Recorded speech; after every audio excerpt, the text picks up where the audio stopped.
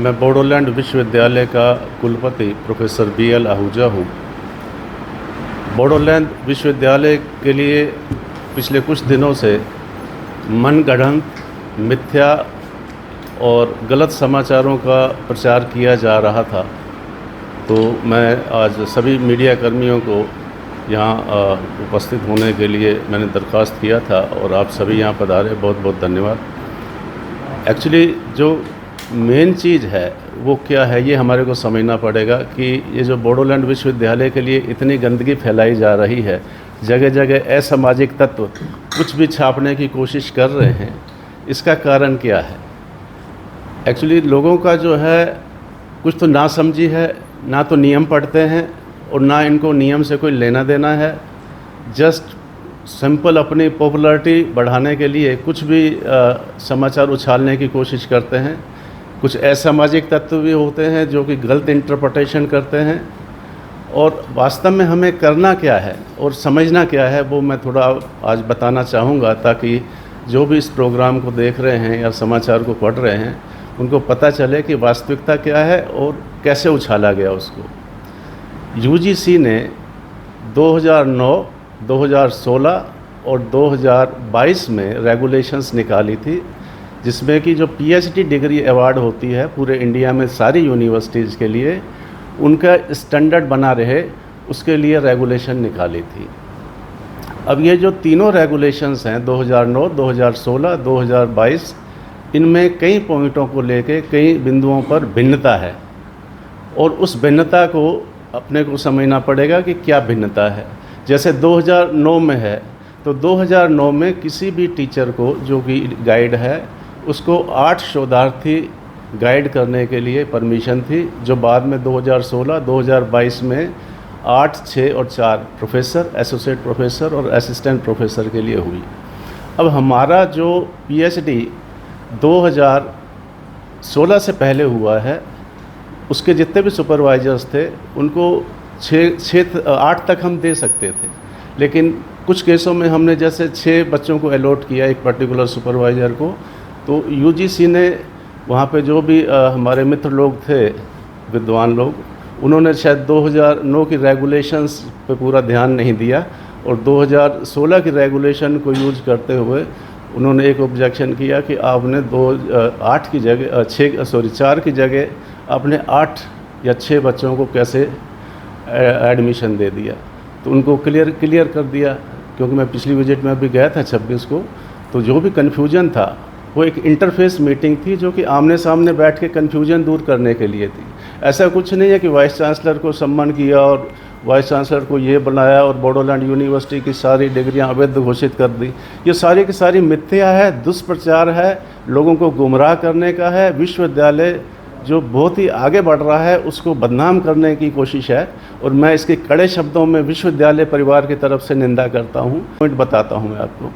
जैसे जो हमारे UGC की जो कमेटी थी जो भी देख रही थी, क्योंकि पूरे इंडिया का डाटा देख रहे हैं, ये ऐसा नहीं कि हमारी बोडोलैंड यूनिवर्सिटी का ही डाटा देख रहे हैं, ये पूरे इंडिया का अलग अलग इंस्टीट्यूट्स का डाटा देखकर ये UGC ये करने की कोशिश कर रहा है कि किस तरह का ट्रेंड चल रहा है।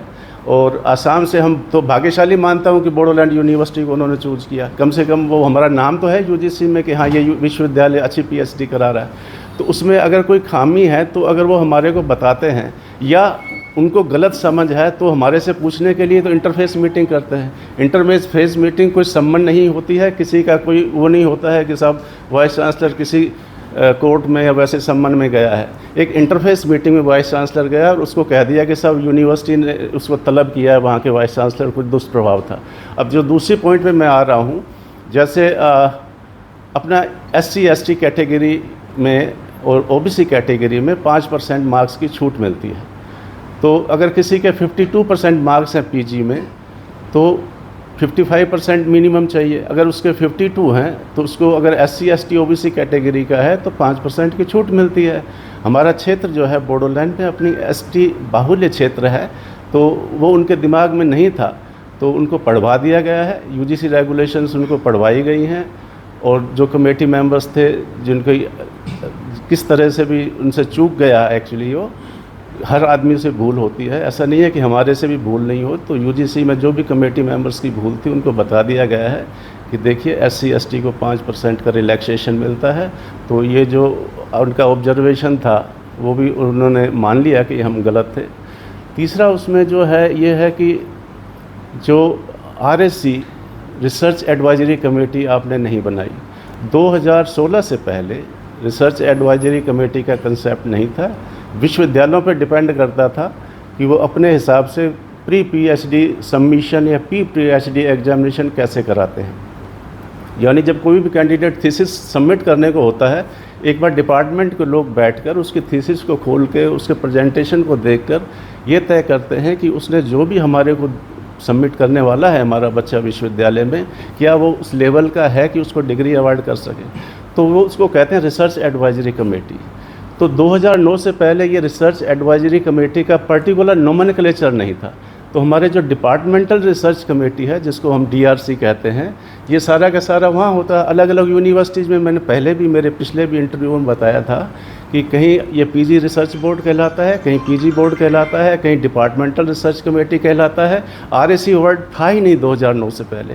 तो इन्होंने जो भी इंफॉर्मेशन चढ़ाई है अपनी वेबसाइट पे और जो हमसे मांगी थी, उसमें ये लिखा कि RSC की मीटिंग कब हुई। जब RSC थी नहीं तो हमारे से ये मिस्टेक हुई कि वो हमने ये नहीं लिखा कि उस वक्त RSC का प्रोविज़न नहीं था। उन्होंने पढ़ा नहीं, हमने बताया नहीं उस शीट में, तो उन्होंने सोचा कि इनकी RSC नहीं थी। तो उनको बता दिया गया, उनको पढ़ा दिया गया कि भैया 2009 के पहले रेगुलेशंस पढ़ लो, उसमें RSC वर्ड नहीं था, उसमें इंस्टीट्यूशनल वर्ड था। तो इंस्टीट्यूट को डिसाइड करना है, हमारे यहाँ उसके इक्वलेंट डिपार्टमेंटल रिसर्च कमेटी होती है। अब जब 2016 के बाद RSC का कंसेप्ट आया तो हमने RSC लिखना चालू कर दिया। तो एक कमेटी और बना दी। हमारे यहाँ तो 3-3, 4-4 कमेटियाँ हैं अलग अलग, जो अलग अलग स्टेजेज पे देखती हैं। और UGC तो सिर्फ 2 कमेटी की बात करता है। फिर उसमें एक था कि शोध गंगा पे सारी थीसिस नहीं चढ़ाई है। हाँ, उसमें हमारी ये है कि हमने शोध गंगा पे जो चढ़ानी थी। शोध गंगा क्या है कि एक इन्फिलिबनेट UGC का वेबसाइट है, तो उस पर जितने भी इंडिया में PhD होती हैं शोध की गंगा, तो उसमें यानी जो भी शोध हो रहा है उसकी गंगा में उसको डालना होता है, ताकि लोग बाग उस गंगा में किसी भी शोध कार्य का दर्शन कर सकें। तो उसमें हमने चढ़ा दिया सारा का सारा थीसिस, तो वो प्रॉब्लम भी वहाँ ख़त्म हो गई। तो इस तरह फिर ये था कि 2 के 2 एक्सपर्ट्स आपने आसाम से ले लिए, वो भी हमने रिजोल्व कर दिया, क्योंकि ऐसा कोई क्राइटेरिया ही नहीं था।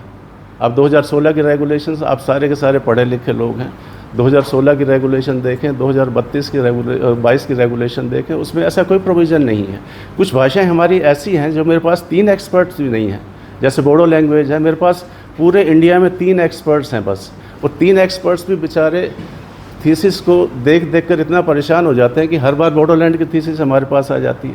तो मतलब आप ये देखिए कि जब रीजनल लैंग्वेजेस की हम एक तरफ बात कर रहे हैं, तो इस तरह का कोई बाउंडेशन नहीं है। आप असम में अगर असामीज़ की है तो असामी की थीसिस असम में चेक नहीं होगी तो क्या कर्नाटक में थोड़ी चेक होगी। तो ये सारी चीज़ें हमारे को देखनी पड़ती हैं। तो इन सब चीज़ों को ध्यान में रखते हुए उनको समझा दिया गया है। UGC की जो भी कमेटी थी उसको भी समझा दिया गया है, और उनके जो गलतियाँ थी उसमें करेक्शन भी करा दिया है, और वो उसी हिसाब से पूरी शीट को चेंज कर रहे हैं ताकि वो पूरी इंडिया में सही ढंग से मॉनिटर हो जाए। और ऐसा कुछ नहीं है कि कोई हमारी कोई गलती थी या उनकी गलती थी। ये उन लोगों का भी थोड़ा उन्होंने नहीं पढ़ा रूल्स।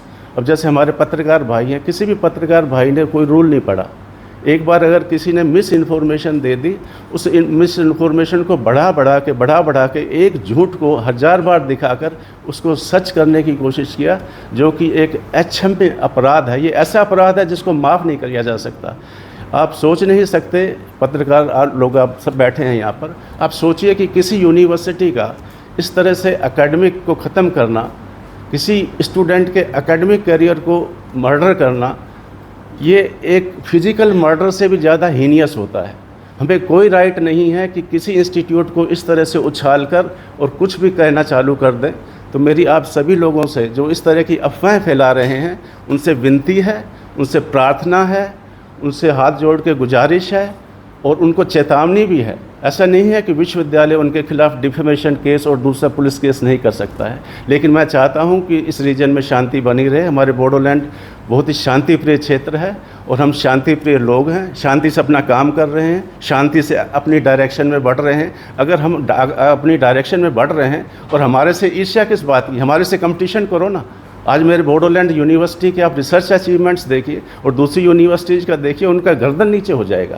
क्योंकि उसको कैसे रोका जाए, उसको कैसे परेशान किया जाए, उसकी वजह से ये सारा का सारा ये बवंडर खड़ा कर देना किसी अच्छी पत्रकारिता का प्रतीक नहीं है। मैं सारे इलेक्ट्रॉनिक मीडिया से, प्रिंट मीडिया से ये रिक्वेस्ट करूँगा कि गलत अफवाहों को इस तरह से ये बंद कर दें और जो वास्तविकता है पहले उसमें जाएं। अगर आपको समझ में नहीं आता है तो पहले आप कंसर्न अथॉरिटी से बात करें। ऐसा नहीं है कि किसी ने कोई भी गलत न्यूज़ दी और उसको हाईलाइट करना चालू कर दिया और बाद में जब दूसरे दिन तीसरे दिन क्लैरिफिकेशन में आए। आपको क्या चाहिए, मीडिया को क्या चाहिए, प्रिंट मीडिया, इलेक्ट्रॉनिक मीडिया को क्या चाहिए? अगर कोई भी ऐसी न्यूज़ आती है तो सबसे पहले उसकी अथॉरिटी को कॉन्टैक्ट करना चाहिए कि ये तो न्यूज़ है और ये अथॉरिटी का वर्जन है, ताकि दोनों साथ साथ चले।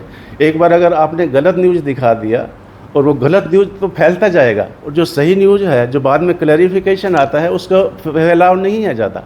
तो इस वजह से ऐसा लगता है कि जैसे यूनिवर्सिटी पता नहीं क्या कर रही है।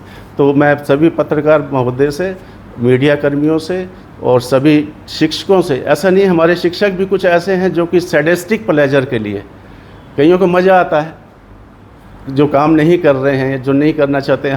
हर डिपार्टमेंट में 2-4 लोग ऐसे होते हैं, तो ये लोग कुछ ना कुछ फैलाते रहते हैं। तो उनके बहकावे में ना आए और जो वास्तविकता है उसको ध्यान में रखें। और इन्हीं शब्दों के साथ मैं यहीं मेरी बात को ख़त्म करता हूँ। और कोई सवाल हो तो बताएं आप, मैं उसका जवाब दूँ। यूनिवर्सिटी को बदनाम करने के लिए है, इसका जो हुआ अभी, इनका कोई लीगल एक्शन आप लोग यूनिवर्सिटी से कोई? हाँ, विश्वविद्यालय से हमने कल ही इंक्वायरी कमेटी बना दी है और वो इंक्वायरी कर रही है।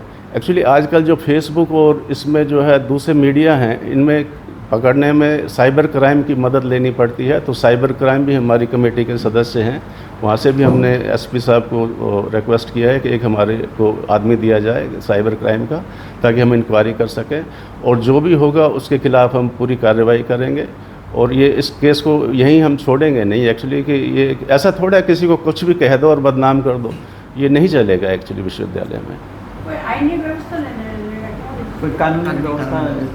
हाँ, कानूनी के लिए मैं लीगल एक्सपर्ट से सलाह कर रहा हूँ कि हम क्या क्या कंपनसेशन के लिए कर सकते हैं। लेकिन एक बार जब बदनाम हो जाता है ना आदमी इस तरह से गलत उससे, तो डिफेमेशन केस में भी उतना पॉपुलैरिटी जो हमारी चल रही थी उसको ब्रेक करना, ये एक बहुत बड़ी साजिश थी।